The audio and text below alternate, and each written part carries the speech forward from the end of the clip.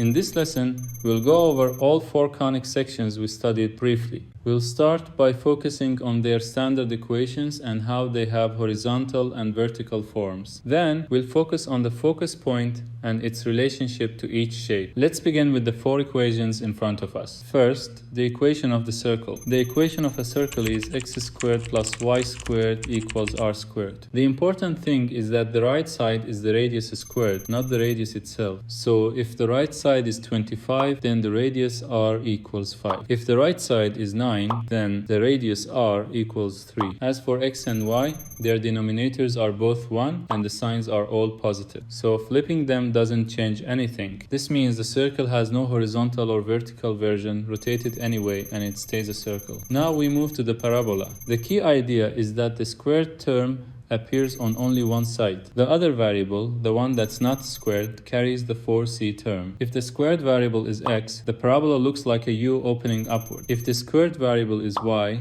the parabola looks like a c opening to the right. If we put a negative sign in front of 4c, the parabola flips direction. If it opened upward, it becomes downward. If it opened rightward, it becomes leftward. Now the ellipse. Its equation has both terms positive on the left and the right side equals 1. What characterizes the ellipse is that the denominators are different. One is larger, that's a squared, and the smaller one is b squared. That's the main point to remember. A corresponds to the major axis, the longer axis. B corresponds to the minor axis, the shorter axis. If the larger denominator is under x, the major axis is parallel to the x-axis, and the ellipse is horizontal. If the larger denominator is under y, the major axis is parallel to the y-axis, and the ellipse is vertical. A question to check understanding. If the denominators are equal, there is no major or minor axis. They are equal radii. So the shape becomes a circle. Now the hyperbola, its equation also has one on the right,